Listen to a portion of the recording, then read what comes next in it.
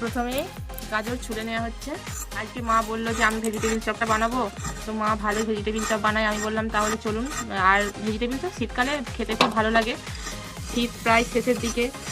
আর বানাবো করে একটু লেটই হয়ে গেল। মাকে বললাম চলুন, ছাদেও তো আর বেশি দিন ভিডিও মনে হয় করতে পারবো না, কারণ রোদের তাপ বেড়ে গেলে আর এখানে ছাদে ওঠা যাবে না। তাহলে শীত থাকতে থাকতেই ছাদে ভিডিওটা বানিয়ে ফেলি। একটা গ্রেটারে বিট গাজর এগুলোকে সব গ্রেট করে নেওয়া হবে। মানে সরু সরু করে কুচিয়ে নিলেও হয়, কিন্তু সরু সরু করে কুচালে না একটু টাইম বেশি লাগবে সেদ্ধ হতে।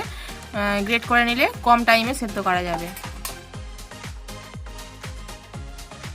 বিট গাজর সব কেটে নেওয়া, মানে গ্রেট করে নেওয়া হয়েছে। নারকেলের টুকরো দিলে সেইগুলো মুখে খুব ভালো পড়ে, তো এখন ওই জন্য মা নারকেলটাকে ফাটিয়ে একটু কুচি কুচি করে নেবে। নারকেল কুচি করে নেওয়া হয়েছে।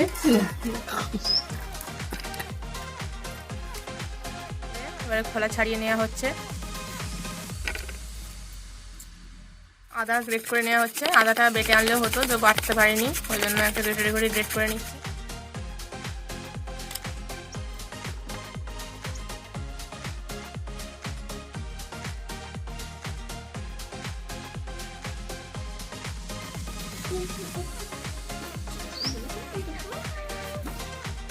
এখানে দেওয়া হচ্ছে ভাজা মশলাটা প্রথমে করে নেওয়া হবে, ওই জন্য ধনে, গোটা লঙ্কা আর দেওয়া হবে গোটা জিরে।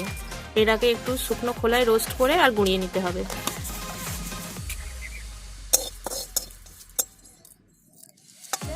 এটাকে এবার গুঁড়ানো হবে। এইটা গুঁড়ানোর জন্য আছে আমার ছোট্ট ননদিনী মানালি। ওর একটা সুন্দর ডাকনাম আছে, আমরা বলি ওকে ফচে। ফচে এটাকে এখন গুঁড়ো করবে।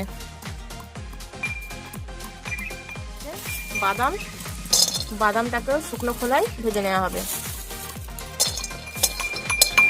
বাদাম ভাজা হয়ে গেছে। এবার বাদামগুলোকে একটু খোসাগুলো ছাড়িয়ে নেবো, একটু ঠান্ডা হোক। সাদা তেল, প্রথমে নারকেলটা ভেজে নেওয়া হবে। মানে যে নারকেলগুলো টুকরো টুকরো করে রাখা হয়েছিল, নারকেলগুলো ভেজে নেওয়া হবে।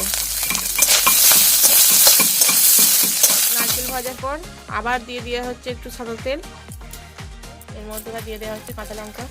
আমরা আগেই বলেছি যে আমরা ঝাল কম খাই। এরপরে দিয়ে দেওয়া হচ্ছে আদা পেস্টটা। দেওয়া হবে বিট গাজর, বিট দেওয়া হচ্ছে, গাজর। এরপরে দেওয়া হচ্ছে লবণ।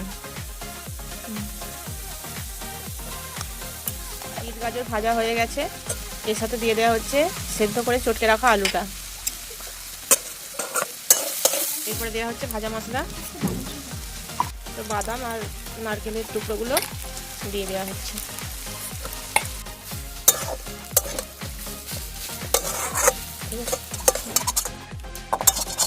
কর্নফ্লাওয়ার, তার সাথে দিয়ে দেওয়া হচ্ছে ময়দা। এরপর দেওয়া হচ্ছে নুন। এটাকে জল দিয়ে গুলে নেওয়া হবে।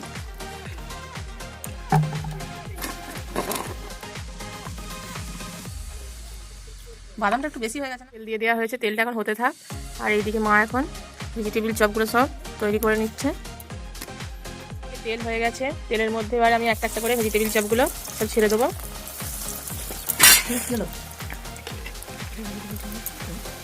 ভেজিটেবিল চপগুলো ভাজা হয়ে গেছে, আমি তুলে নিচ্ছি। সুন্দর লাল লাল করে ভাজা হয়ে গেছে।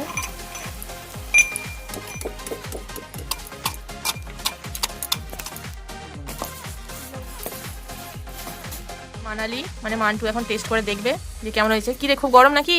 না না, ভালোই হয়েছে।